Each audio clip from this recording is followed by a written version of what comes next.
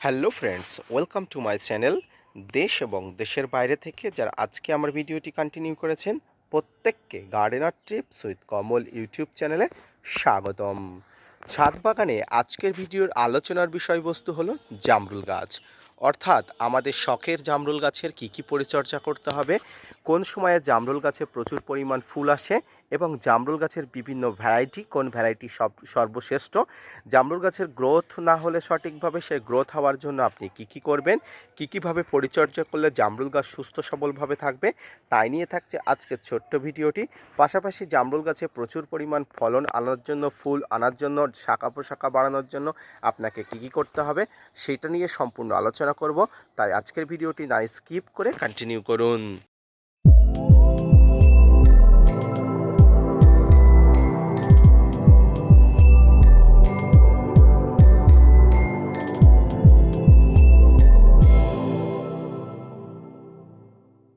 সুপ্রিয় দর্শক মণ্ডলী, ছাদ বাগানে জামরুলের মধ্যে কয়েকটি প্রজাতি আছে যেগুলো বেস্ট। যেই প্রজাতির মধ্যে যেমন মিসাইল জামরুল, বিভিন্ন ধরনের হাইব্রিড জামরুলগুলো আছে। তো বর্তমানে যে জামরুলটি দেখতে পাচ্ছেন এটি হলো লাল মিসাইল জামরুল প্রজাতির। এই জামরুলগুলো প্রচুর পরিমাণ কালারিং হয় এবং সুন্দর হয় এবং খেতে অত্যন্ত সুমিষ্ট। গাছটির বয়স মাত্র 1.5 বছর। এই 1.5 বছরে গাছের স্বাস্থ্য যতটা হয়েছে ততটাই কিন্তু বেস্ট। অতিরিক্ত স্বাস্থ্য কিন্তু এই 1.5 বছর বয়সে আশা করা যায় না। তো অনেকের কাছে প্রশ্ন থাকে যে জামরুল গাছের সঠিকভাবে গ্রোথ হচ্ছে না, কী কারণে? দেখুন, জামরুল গাছের সঠিকভাবে গ্রোথ হচ্ছে না এটি যেমন বলা অসম্ভব, ঠিক তেমনি আপনাকে বলতে হবে যে আপনি কতটা পরিমাণ পরিচর্যা করতেন। যে কোনো গাছের পরিচর্যার মধ্যে অন্যতম শ্রেষ্ঠ পরিচর্যা হচ্ছে আপনার ছাদ বাগানে জামরুল গাছের কতটা খাবার দিচ্ছেন। যে কোনো গাছ যদি ম্যাক্রো মাইক্রো নিউট্রিয়েন্ট ঘটিত কোনো খাবার সঠিকভাবে পায় তাহলে কিন্তু সেই গাছের বৃদ্ধি অনিবার্য। তাই আপনি কতটা পরিমাণ খাবার দিচ্ছেন সেটা আপনার উপরে নির্ভর করবে। তবে জামরুল গাছে সঠিকভাবে যদি আপনি খাবার দিতে পারেন, আমার ধারণা আপনার ছাদ বাগানের গাছটি সঠিকভাবে বেড়ে উঠবে। আপনি যখন ছাদ বাগানে জামরুল গাছে খাবার দেবেন তো অবশ্যই আপনি ভেবেচিন্তে খাবার দেবেন যে কোন প্রকার খাবার আপনি দিচ্ছেন, কোন প্রকার খাবারের চাহিদা আপনার ছাদ বাগানে জামরুল গাছে আছে। তো সুপ্রিয় দর্শক মণ্ডলী, আপনারা দেখতে পাচ্ছেন আমার ছাদ বাগানে মাত্র 1.5 বছর বয়সী একটি গাছ। এই গাছের গোড়ার দিকে যে ডালগুলো আছে ডালগুলো সবসময় ছেঁটে দেবেন, কারণ গাছের গোড়ার দিকে ডালপালা সবসময় ছেঁটে রাখতে হয় এবং গাছের গোড়াটা সবসময় খাবারে পরিপূর্ণ রাখতে হয়। কি খাবার দেবেন? এই গাছের গোড়াতে সবসময় মিশ্র খাবার আপনারা দেবেন। এই মিশ্র খাবারের মধ্যে যে খাবারটি আছে শিংকুচি, নিমখোল, হাড়গুঁড়ো, ভার্মিকম্পোস্ট, সর্ষের খোল, বাদাম খোল মিশ্রিত যে খাবারগুলো, সেই খাবারগুলো দেবেন। যদি আপনি গত মাসে অর্থাৎ অক্টোবর, নভেম্বর, ডিসেম্বর মাসে খাবার না দেন তাহলে অবশ্যই আজকে আমি দেখাবো জামরুল গাছের গোড়ায় কীভাবে খাবার দেবেন। খাবার দেওয়ার আগে আপনারা অবশ্যই গাছের গোড়াটা এইভাবে অবশ্যই খুঁচিয়ে নেবেন এবং পারলে আগের দিনে কিন্তু ভালো করে জল দিয়ে দেবেন। জামরুল গাছের গোড়া যখন খোসাবে তখন বিভিন্ন ধরনের ফিডিং রুটগুলো কিন্তু আক্রান্ত হওয়ার সম্ভাবনা থাকে। এতে ভয় পাওয়ার কোনো কারণ নেই। আপনি ফিডিং রুট পরবর্তীতে আবার নতুন করে গাছ তৈরি করে নেবে, তাই কিন্তু অবশ্যই আপনি চিন্তা করবেন না। এবারে এই যে মিশ্র খাবার আপনার টবের আয়তন, গাছের উচ্চতা অনুযায়ী দেবেন। কি খাবার আছে এখানে? সমস্ত প্রকার ম্যাক্রো এবং মাইক্রো নিউট্রিয়েন্ট গঠিত যে খাবারগুলো থাকে সেই খাবারগুলো কিন্তু এখানে আছে, অর্থাৎ শিংকুচি, নিমখোল, হাড়গুঁড়ো, ভার্মিকম্পোস্ট, সর্ষের খোল, বাদাম খোল মিশ্রিত যে খাবারগুলো থাকার কথা প্রত্যেকটি কিন্তু মিশ্রণ কিন্তু এর মধ্যে আছে। তাই এই খাবারগুলো কিন্তু এই গাছের জন্য জরুরি। এই খাবারে যেমন আছে ঠিক তেমনি এই খাবারের মধ্যে আছে এসএসপি অর্থাৎ সিঙ্গেল সুপার ফসফেট। এই সিঙ্গেল সুপার ফসফেট গাছের এই কেটে যাওয়া ফিডিং রুটগুলোকে পুনরায় কিন্তু আবার পুনরুজ্জীবিত করবে, তাই কিন্তু এতে কোনো ভয় পাওয়ার কারণ নেই।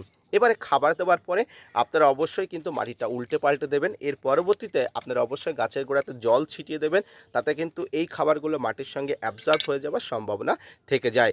এর পরবর্তীতে আগামী 2 থেকে আড়াই মাসে আপনাকে আর কোনো খাবার নিয়ে ভাবতে হবে না। এই সময় আপনাকে শুধুমাত্র জল ঠিকঠাকভাবে দিতে হবে। এর পরবর্তীতে অনেকের মনে প্রশ্ন থাকে জামরুল গাছে সঠিকভাবে ফুল এবং ফল আসে কখন? সুপ্রিয় দর্শক মণ্ডলী, আপনাদের সবাইকে জানিয়ে রাখি জামরুল গাছে সাধারণত মার্চ এবং এপ্রিল মাস থেকে প্রচুর পরিমাণ ফুল আসা শুরু হয়।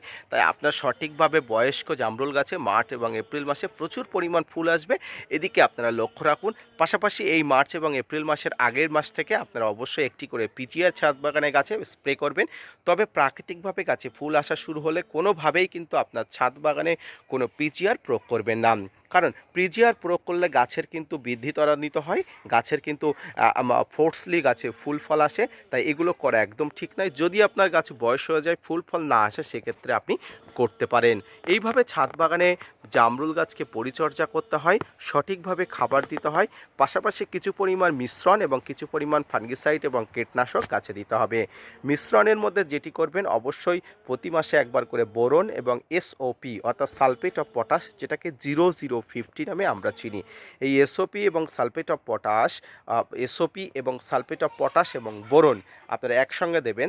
এই এসওপি এবং বোরন একসঙ্গে 1 গ্রাম করে 1 লিটার জলে গুলে অবশ্যই আপনারা প্রতিদিন না পারলেও আপনারা মোটামুটি সপ্তাহে একবার করে আপনার গাছ সকালবেলার দিকে গাছেতে স্প্রে করে দেবেন। তাতে পটাশের চাহিদা যেমন কমবে, গাছে কিন্তু মাইক্রোনিউট্রিয়েন্টের অভাবও কমবে, গাছে ফুল ফল আসার জন্য সঠিকভাবে গাছটি তৈরি হয়ে উঠবে।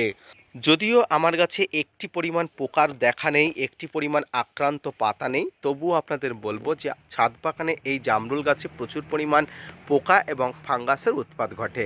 ফাঙ্গাসের আক্রমণ থেকে বাঁচার জন্য সাপ, ম্যানসা, ব্যাবিস্টিন, রেডোমিনগোল, Blitox, blue copper, M45, Amistar top এই জাতীয় ফাঙ্গিসাইড আপনি দিতে পারেন, কোনো ধরনের অসুবিধা নেই। এবং কীটনাশকের মধ্যে আলফামেট্রিন 10% এসি কম্পোজিশন, ডাইমাটের 30% কম্পোজিশন, ইমিডাক্লোপিড গ্রুপের কম্পোজিশন এবং সাইপারমেট্রিন গ্রুপের যে কোনো কম্পোজিশন গ্রুপের কীটনাশক আপনি অবশ্যই প্রয়োগ করতে পারেন, কোনো অসুবিধা নেই, কোনো সমস্যা নেই।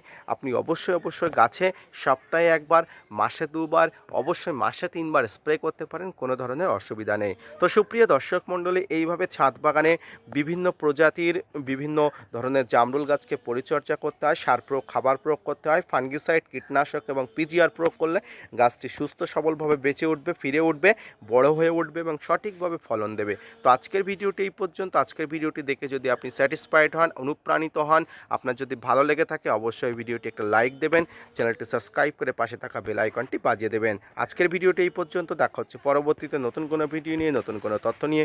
ততক্ষণ সুস্থ থাকুন, ভালো থাকুন, ধন্যবাদ।